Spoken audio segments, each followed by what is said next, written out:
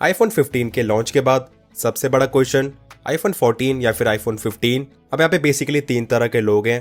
पहली कैटेगरी जिनको बजट का कोई इशू नहीं है पर जानना चाहते हैं आईफोन 14 के कंपैरिजन में 15 में कितनी इंप्रूवमेंट्स करी गई हैं एंड जो एक्स्ट्रा मनी हम लोग स्पेंड कर रहे हैं वो वर्थ इट है भी या फिर नहीं। दूसरी कैटेगरी के लोग जिनका बजट काफी ज्यादा लिमिटेड है, इन स्पेशली आईफोन 15 के आने के बाद जो आईफोन 14 का प्राइस ड्रॉप हुआ है उस वजह से आईफोन 14 को परचेज करना चाहते हैं, बट फिर भी मन में एक डाउट है आईफोन 14 अभी लें या फिर कुछ टाइम का वेट करें, जस्ट लाइक जब आईफोन 15 का प्राइस ड्रॉप हो जाए तब उसे परचेज करें due to budget limitation. And वही थर्ड कैटेगरी जो ऑलरेडी आईफोन 14 या फिर 14 प्लस यूज कर रहे हैं, अपग्रेड करना चाहिए या फिर नहीं। तो सभी चीजों की हम एकदम ही डिटेल में बात करेंगे। Make sure to watch this video till end I guarantee इस वीडियो को देखने के बाद आपके मन में कोई भी डाउट नहीं बचेगा। So hey guys, I am Ankit, you are watching gadgets live. Let's begin.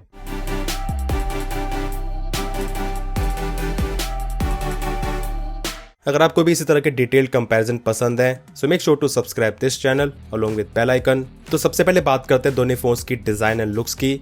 अब डिजाइन के मामले में यहाँ पे जो मेजर चेंजेस करे गए हैं वो है फ्रंट में डायनामिक आइलैंड, एजेस का स्लाइटली कर्व्ड हो जाना एंड बैक में ग्लॉसी की जगह फ्रॉस्टेड ग्लास। वैसे आईफोन 15 के कैमरा लेंसेज भी आईफोन 14 से स्लाइटली बिगर है पर ये डिफरेंस बहुत ज्यादा कम है एंड दूर से देखने पे नोटिस भी नहीं हो पाएगा। पर हाँ, फोन के बैक से आईफोन 15 को आईफोन 14 से जो मेजर चीज डिफरेंशिएट करती है वो है इसके कलर्स एंड उनका फिनिश। कहने का मतलब ये, अगर आप आईफोन 15 को परचेज करते हो सामने वाले पर्सन को पता चल जाएगा दैट हाँ ये आईफोन 15 है, भले आप कोई भी कलर परचेज कर लो। अब आईफोन 15 में जो एजेस को स्लाइटली कर्व करा गया है वो चीज बहुत ज्यादा अच्छी है एंड दोनों फोन्स को साइड बाय साइड आपको होल्ड करने पे पता चल जाएगा आईफोन 15 फील्स मोर कंफर्टेबल। वैसे दोनों फोन्स के डायमेंशंस काफी ज्यादा सेम है एंड जो थोड़े बहुत डिफरेंसेस हैं आपको मेंशन जरूर कर दूंगा पर आपको फील होंगे ही नहीं, सो बताने का कोई मतलब नहीं बनता।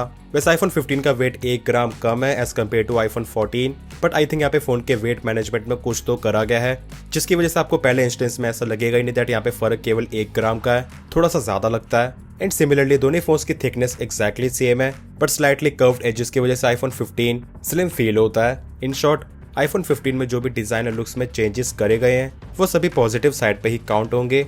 नेक्स्ट बात करते हैं बिल्ड क्वालिटी एंड फीचर्स की। सो दोनों फोन्स के फ्रंट में है सिरेमिक शील्ड, इन साइड्स में एल्यूमिनियम फ्रेम एंड बैक में ग्लास जिसका फिनिश डिफरेंट है जिसकी हम ऑलरेडी बात कर चुके हैं। अब ऑल्दो दोनों फोन्स में एल्यूमिनियम फ्रेम है पर जो फ्रेम का मतलब कि मटेरियल का फील है वो मुझे थोड़ा सा डिफरेंट लगा। मतलब कि जिस तरह का फील आईफोन 12, 13, 14 में मिलता था काफी सिमिलर था। समझाने की कोशिश करता हूँ।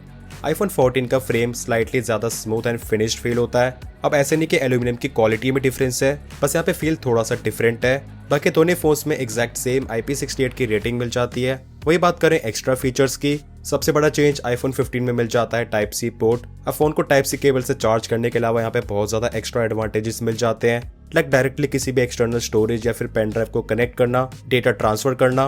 एंड गाइस यहाँ पे आपको मैं दिखा देता हूँ, मेरे पास है सैमसंग की T7 SSD एंड ये डायरेक्टली आईफोन 15 के साथ कनेक्ट हो गई है एंड डेटा ट्रांसफर इजीली हो रहा है। अब एज ए पोर्ट USB 2.0 है, सो स्पीड लिमिटेड है 480 Mbps तक। सो 15 प्रो सीरीज के कंपैरिजन में यहाँ पे टाइम थोड़ा ज्यादा लगेगा पर पॉसिबिलिटी सेम ही है एंड कोई रिस्ट्रिक्शन नहीं है। एंड अलॉन्ग विद दैट आप कनेक्ट कर सकते हो type C accessories like mouse, keyboard. So obviously type C port होने की वजह से यहाँ पे जो पॉसिबिलिटीज है काफी ज्यादा बढ़ गई है।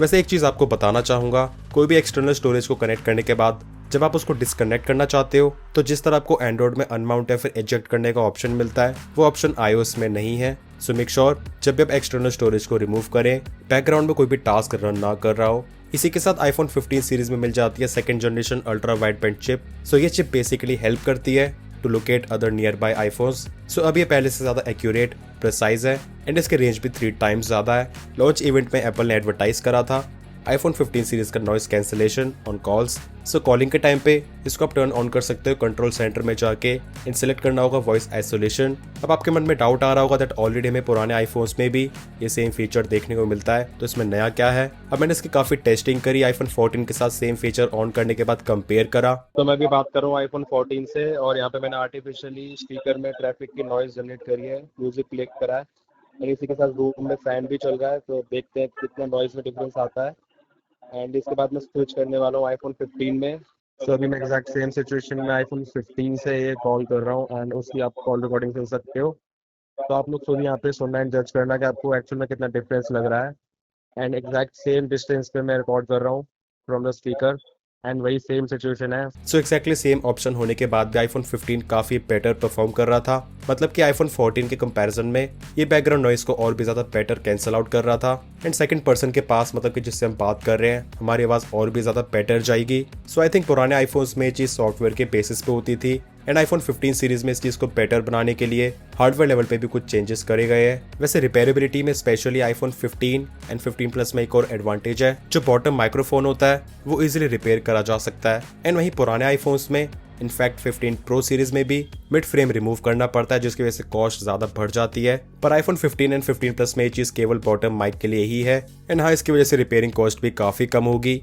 अब टाइप सी पोर्ट होने के कुछ और एडवांटेजेस भी मिल जाते हैं। लाइक अगर आपकी किसी आईफोन की बैटरी कम है, तो आप डायरेक्टली केबल लगा के उस आईफोन को आईफोन 15 से चार्ज कर सकते हो, एंड इसी के साथ चार्ज कर सकते हो अपनी एप्पल वॉच या फिर एयरपॉड्स। इसके बाद बात करते हैं दोनों फोन्स की डिस्प्लेस की। सो वैसे तो दोनों डिस्प्ले 6.1 इंचेस की हैं, पर आईफोन 15 में बेजल स्लाइटली कम है, तो यहाँ पे मिल जाता है slightly better screen to body ratio, and इसी वजह से डिस्प्ले का एक्चुअल साइज भी स्लाइटली ज्यादा है। पर ये फर्क बहुत ज्यादा कम है, नोटिसेबल भी नहीं हो पाएगा। वही अगर हम बात करें एक्चुअल डिस्प्ले क्वालिटी की, तो यहाँ पे मुझे डिफरेंस दिखा है। आईफोन 14 के डिस्प्ले का टेम्परेचर वार्म है, एंड आईफोन 15 के डिस्प्ले में ये चीज बेटर करी गई है। आईफोन 15 के डिस्प्ले के व्यूइंग एंगल्स भी बेटर है। सो हाँ, ओवरऑल हम कह सकते हैं यहाँ पे जो स्पेक्स हैं वो बेटर होने के साथ साथ जो एक्चुअल डिस्प्ले की क्वालिटी है वो भी बेटर है। अब फ्रंट में नॉच की जगह आपको डायनेमिक आइलैंड तो मिल ही जाता है, एंड जिन लोगों ने इसको अब तक यूज नहीं करा है, तो हाँ, ये कुछ एक्स्ट्रा एडवांटेज प्रोवाइड करता है, दिखने में भी अच्छा लगता है। लाइक अगर आप म्यूजिक प्ले करते हो, स्वाइप करने के बाद यहीं पे विजिबल होता है, सेट करते हो टाइमर को, उसकी प्रोग्रेस भी यहीं से देख सकते हो। वहीं सपोज अगर मैंने स्विगी से कोई ऑर्डर प्लेस करा है, सो एप्लीकेशन को बंद करने के बाद उसकी प्रोग्रेस आप यहीं से देख सकते हो। सो बेसिकली ये सब चीजें डायनेमिक आइलैंड को काफी ज्यादा स्पेशल एंड यूनिक बना देती हैं। ब्राइटनेस में भी यहाँ पे मेजर चेंज कर दिया है। आईफोन 14 की टिपिकल ब्राइटनेस है 800 nits, and peak HDR brightness है 1200 निट्स। अब पीक ब्राइटनेस को लेकर कुछ लोग कंफ्यूज हो जाते हैं दैट अगर हम आउटडोर्स में जाएंगे धूप में, तो उस टाइम पे आईफोन 14 कितनी ब्राइटनेस निकालेगा, 800 या फिर 1200 निट्स। सो गाइस, उस टाइम पे आईफोन 14 800 निट्स की ब्राइटनेस ही निकालेगा, एंड जो 1200 निट्स की ब्राइटनेस मिलती है वो केवल HDR कंटेंट के लिए ही है। वही अगर हम बात करें आईफोन 15 की, सो इसकी टिपिकल ब्राइटनेस है 1000 निट्स, मतलब आईफोन 14 से 200 ज्यादा। वहीं पीक HDR ब्राइटनेस है 1600 निट्स, सो आईफोन 14 से 400 ज्यादा, एंड मैक्सिमम आउटडोर ब्राइटनेस है 2000 निट्स, एंड खास करके यही आउटडोर ब्राइटनेस गेम को एकदम ही बदल देती है। IPhone 15 looks super bright. अब आउटडोर्स में इतनी ज्यादा ब्राइटनेस तो है, बट कुछ ड्रॉबैक्स भी हैं। लाइक अगर बाहर बहुत ज्यादा गर्मी है एंड धूप बहुत ज्यादा तेज है, सो कुछ टाइम के लिए आपको यहाँ पे डिस्प्ले काफी ज्यादा ब्राइट फील होगा, बट जैसे आप कोई हैवी टास्क परफॉर्म कर रहे हो, फोन की ज्यादा प्रोसेसिंग लग रही है, सो ये ब्राइटनेस को भी जल्दी ड्रॉप कर देता है to prevent heating, and obviously battery भी ज्यादा कंज्यूम होती है।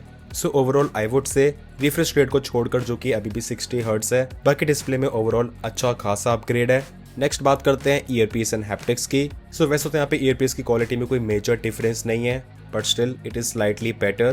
दैट मीन्स आईफोन 15 में ईयरपीस के through calling experience slightly better है। अब ये डिफरेंस बहुत ज्यादा कम है, एंड अगर आप लोग इसको कंसिडर ना भी करें तो भी चलेगा। वहीं हैप्टिक्स के मामले में तो कोई डिफरेंस है ही नहीं, सभी आईफोन्स में एकदम यूनिफॉर्म रहते हैं, सुपर सॉलिड। एंड वहीं हम बात करें स्पीकर्स की, सो यहाँ पे भी डिफरेंस बहुत ज्यादा कम है, मतलब कि वो डिफरेंस में डिफरेंस ही नहीं हुआ जिसको हमें बहुत ज्यादा बारीकी से देखना पड़ रहा है फिर सुनना पड़ रहा है। स्पीकर्स को टेस्ट करने के लिए मैंने बहुत सारे सॉन्ग सुने, हर चीज को बारीकी से नोटिस करा, like vocals, instrument separation, highs, mids, lows. कई बार आईफोन 15 स्लाइटली लाउडर लगता है, पर वो डिफरेंस 19-20 का भी नहीं होता, एंड कई बार कुछ गानों में तो मुझे आईफोन 14 स्लाइटली ज्यादा बेटर लगा, बट अगेन वो डिफरेंस भी 19-20 का भी नहीं था। डिफरेंस पॉइंट आउट करना चाहे तो वो बात अलग है, अदरवाइज 99% दे साउंड सिमिलर। वही नेटवर्क्स एंड वाईफाई परफॉर्मेंस के मामले में मुझे यहाँ पे कुछ ज्यादा डिफरेंस नहीं दिखा। भले अगर मैं बात करूँ 5G की स्पीड्स की, जिसको मैंने मल्टीपल टाइम्स अलग अलग जगह पे टेस्ट करा, स्पीड्स ऑलमोस्ट सेम ही आती हैं। एंड वही अगर मैं बात करूँ वाईफाई की, दोनों फोन्स के वाईफाई के रेंज तो ऑलमोस्ट सेम ही है, बट हाँ, समटाइम्स काफी रेयर केसेस में राउटर से थोड़ा दूर जाने पे भी आईफोन 15 थोड़ी बहुत बेटर स्पीड प्रोवाइड कर देता है। अब नेक्स्ट बात करते हैं परफॉर्मेंस की। स्पेक्स तो हमें पता ही है दैट आईफोन 14 में A15 बायोनिक चिप है, 5 कोर GPU, 6 GB रैम। वहीं आईफोन 15 में A16 bionic chip, again 5 core GPU, 6 GB RAM. A16 chip में जो परफॉर्मेंस एंड एफिशिएंसी कोर है उनकी स्पीड ज्यादा है, एंड इसी तरह रैम तो दोनों फोन्स में 6 GB है, बट आईफोन 15 की रैम फास्टर है, एंड इसी के साथ बैंडविड्थ भी ज्यादा है। एंड वही अगर हम बात करें स्टोरेज की स्पीड की, मतलब कि उसमें रीड एंड राइट में कितना डिफरेंस है, इसे टेस्ट करने के लिए मैंने दो एप्लीकेशंस यूज करी, जैज डिस्क बेंच एंड एंटूटू के स्कोर्स मुझे थोड़े इनकंसिस्टेंट लगे। बाकी सब तो ठीक है, बट कई बार उसमें आईफोन 14 की राइट स्पीड बहुत ही ज्यादा कम आती थी, 200 या फिर 300 तक। वहीं जैज डिस्क बेंच में मुझे बेंचमार्क ज्यादा कंसिस्टेंट लगा। अब जो normal read and right speed होती है वो ऑलमोस्ट सेम ही है, but random 4K read and right speeds iPhone 15 की हमेशा ही ज्यादा मिली। बेंचमार्क्स की बात करें तो वहां पे ऑब्वियसली आईफोन 15 ही बेटर परफॉर्म करता है। भले हम बात करें Geekbench 6 में single core multi core scores की, या फिर कंप्यूट बेंचमार्क की, या फिर अगर हम बात करें एंटूटू स्कोर्स की and 3D mark wild life extreme test, so क्या परफॉर्मेंस में डिफरेंस बड़ा है? Well, I don't think so. अब भले एप्लीकेशंस एंड गेम्स को ओपन करने में आईफोन 15 स्लाइटली फास्टर रहेगा, बट मुझे नहीं लगता actual usage and practical life में आपको कोई फर्क फील होगा। एंड जो फर्क फील होगा या फिर दिखना स्टार्ट होगा वो होगा अभी से लेकर 3-4 साल बाद, एज आईफोन 15 को 1 साल की ज्यादा अपडेट मिलेगी एंड बाद में आने वाली एडवांस ग्राफिक गेम्स को थोड़ा बेटर हैंडल कर लेगा। अगर आपको एक्सट्रीम गेमिंग भी करनी है, सो अभी के टाइम पे दोनों फोन्स की गेमिंग परफॉर्मेंस सेम ही है एंड डेफिनेटली आने वाले 2-3 सालों तक रहेगी भी। पर वहीं इस चिप का एडवांटेज आपको कैमरा में क्लियरली दिख जाएगा। परफॉर्मेंस के अलावा अगर मैं बात करूं हीटिंग की, so most of the times मैंने नोटिस करा है दैट आईफोन 15 स्लाइटली ज्यादा हीट हो जाता है एंड ये चीज हमने पिछले साल भी देखी थी। 13 प्रो के कंपैरिजन में 14 प्रो ज्यादा हीट हो जाते थे, तो ये चीज यहाँ पे भी विजिबल है। तो एक्चुअल में जो चीज है आपको वही बताऊंगा। तो हाँ, आप लोग समझ के चलिए, अगर आप लोग आईफोन 14 यूज कर रहे हो, आईफोन 15 में हीटिंग के मामले में कोई इंप्रूवमेंट नहीं है। कुछ केसेस में आईफोन 14 जितना ही हीट होगा एंड कुछ केसेस में इससे स्लाइटली ज्यादा भी। एंड खास करके आपको ये चीज नोटिस होगी आउटडोर्स में, ऐसे काफी ज्यादा ब्राइटनेस प्रोड्यूस करता है या फिर एक्सट्रीम हैवी टास्क में। फाइनली बात करते हैं the most important thing, camera. So पहले तो मैं आपको 1 by 1 एडवांटेजेस बताता हूँ जो कि आईफोन 15 में मिलते हैं। एज इसमें प्राइमरी लेंस 48 मेगापिक्सल का है एंड सेटिंग्स में जाके सेट कर सकते हो कि आपको डिफॉल्ट फोटोज 12 MP पे लेने या फिर 24 MP पे। एंड जैसे ही रेजोल्यूशन कंट्रोल को ऑन करोगे, कैमरा एप्लीकेशन में टॉप राइट कॉर्नर पे शो करेगा हीफ मैक्स। हीफ मैक्स का मतलब है 48 मेगापिक्सल, तो सपोज हमने सेट कर दिया 12 मेगापिक्सल को। अब सेम रेजोल्यूशन होने के बाद भी आईफोन 15 की इमेजेस ज्यादा डिटेल्ड एंड शार्प आती हैं एंड अब काम आ रही है A16 bionic chip. And same resolution पे कैप्चर करने के बाद भी खास करके डिफिकल्ट सिचुएशंस में आईफोन 15 काफी better details and sharpness maintain कर लेता है। एंड वहीं इसे अगर हम सेट कर देते हैं 24 मेगापिक्सल पे, जो कि स्ट्रांगली रिकमेंड आपको यही ऑप्शन रखना चाहिए, क्योंकि 12 MP के कंपैरिजन में यहाँ पे जो एक्चुअल साइज है उसमें इतना फर्क नहीं है, बट क्वालिटी में बहुत ज्यादा है। एंड अब आप देखिए यहाँ पे शार्पनेस डिटेल्स में डिफरेंस, ह्यूमन सब्जेक्ट्स को कैप्चर करने में स्किन टोन्स में फर्क आपको देख सकता है एंड टोटली डिपेंड करता है आपके पर्सनल प्रेफरेंस पे। बट आईफोन 15 में यहाँ पे जो 24 मेगापिक्सल का मोड मिलता है, ये मुझे एकदम ही गजब लगा। एंड वहीं अगर आपको चाहिए मैक्सिमम क्वालिटी, जस्ट आपको करना होगा हीफ मैक्स, दैट्स इट। अब आपको यहाँ पे जो क्वालिटी में फर्क मिलेगा वो 24 MP से भी ज्यादा है। जूम की बात करते हैं, सो आईफोन 14 से ये डबल हो चुकी है। सो आईफोन 14 में फोटो में आपको मैक्सिमम 5x जूम मिलता था एंड आईफोन 15 में है 10x, वहीं वीडियोस में 3x and now it is 6x। तो अगर मैं आईफोन 14 एंड 15 का 5x जूम कंपेयर करता हूँ, फर्क आप लोग देख ही सकते हैं। आई डोंट थिंक मुझे आप पे कुछ कहने की भी जरूरत है। In fact I was surprise to see the 10x zoom quality. Digital zoom होने के बाद भी क्वालिटी बहुत ज्यादा अच्छी मेंटेन कर रहा है एंड खास करके इसको मैंने आईफोन 14 प्रो के साथ भी कंपेयर करा था जिसमें आपको ऑप्टिकल जूम मिलता है, वहाँ पे भी चीजें काफी सरप्राइजिंग हो गई थी। एनीवेज आईफोन 15 एंड 14 प्रो का कंपैरिजन जल्दी मेरे चैनल पे आने वाला है। इसी तरह आप वीडियोस में भी ज्यादा जूम कर सकते हो, एज आईफोन 14 जा सकता है 3x, आईफोन 15 6x। एंड अगर मैं आईफोन 14 के मैक्सिमम मतलब कि 3x को आईफोन 15 के 3x से कंपेयर करता हूँ, तो यहाँ पे भी आपको क्वालिटी का फर्क दिख जाएगा एंड जूम करने पे आपको यहाँ पे क्लियरली दिख जाएगा आईफोन 15 की वीडियो ज्यादा शार्प है। एंड ऑब्वियसली सभी चीजें पॉसिबल हो पा रही हैं 48 मेगापिक्सल के लेंस से। आईफोन 15 सीरीज में मिलता है smart HDR5 and I think यहाँ पे मुझे कहना पड़ेगा पुराने जनरेशन के कंपैरिजन में अगले जनरेशन में अब तक इतना बड़ा इंप्रूवमेंट कभी नहीं हुआ HDR के मामले में। आईफोन्स की HDR प्रोसेसिंग काफी वीक रहती थी एंड इस बार के फोटोज को देखने के बाद ऐसा लगता है दैट आईफोन 14 की इमेजेस 2-3 जनरेशन पुरानी है। एंड स्मार्ट HDR5 सभी लेंसेज में काम करता है, भले अगर हम बात करें प्राइमरी लेंस की, अल्ट्रा वाइड या फिर सेल्फी कैमरा की, so the improvement is quite dramatic. IPhone 15 में 1x के बाद 2x का भी ऑप्शन मिलता है, जो कि वैसे 48 MP के कैमरा से डिजिटली क्रॉप ही करता है। अब आप लोग बहुत ज्यादा क्लोजली एंड जूम करके देखोगे तभी आपको ये चीज नोटिस हो पाएगी that yes it is cropping digitally, but वैसे नॉर्मली आप इसकी क्वालिटी से भी शॉक होने वाले हो। It is just amazing. अब बेसिकली 2x का ऑप्शन नॉर्मल फोटोज से ज्यादा पोर्ट्रेट फोटोज में यूजफुल है एंड आई थिंक इस बार ही नॉन प्रो आईफोन सीरीज के लिए ये एक चीज गेम चेंजर बन जाती है। 1x के साथ साथ आप 2x में भी पोर्ट्रेट इमेजेस को कैप्चर कर सकते हो एंड जिस लेवल की colour consistency, accuracy and sharpness ये प्रोवाइड करता है, आपको ऐसा लगेगा दैट ये कोई ऑप्टिकल जूम लेंस है। अब हाँ, वैसे एक और चीज बताना चाहूंगा, अगर आपने सेटिंग्स में जाके रेजोल्यूशन कर दिया 24 मेगापिक्सल, तो उस केस में पोर्ट्रेट फोटो 1x पे तो 24 मेगापिक्सल पे कैप्चर करता है। आपको एकदम ही कमाल की डिटेल शार्पनेस मिलती है। आईफोन 14 से कंपेयर करने पे यस, फर्क अच्छा खासा दिखता है। एंड जब भी आप क्लिक करते हो नॉर्मल या फिर पोर्ट्रेट फोटो एट 2x, वहाँ पे रेजोल्यूशन ऑब्वियसली कम हो जाता है, विच इज 12 मेगापिक्सल।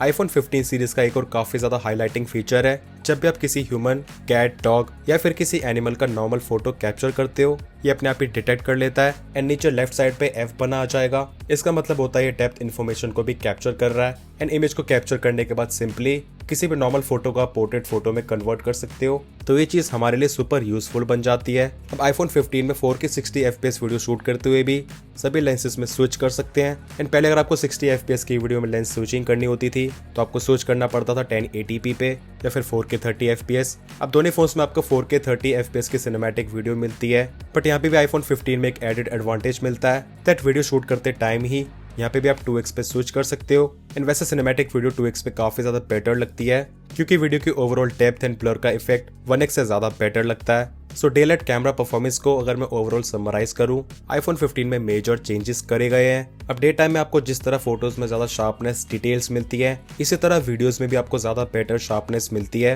बट ये डिफरेंस इतना ज्यादा नहीं है जितना इमेजेस में था। एंड काफी ज्यादा ध्यान से जूम करके देखने पे ये चीज नोटिस हो पाएगी। एंड गाइस, जो ये वीडियो की क्वालिटी का डिफरेंस है आपको सभी वीडियोस में दिख जाएगा। अब एकदम ये आउटडोर्स में, मतलब कि काफी ज्यादा अच्छी लाइटिंग में ये चीज को पकड़ पाना मुश्किल है।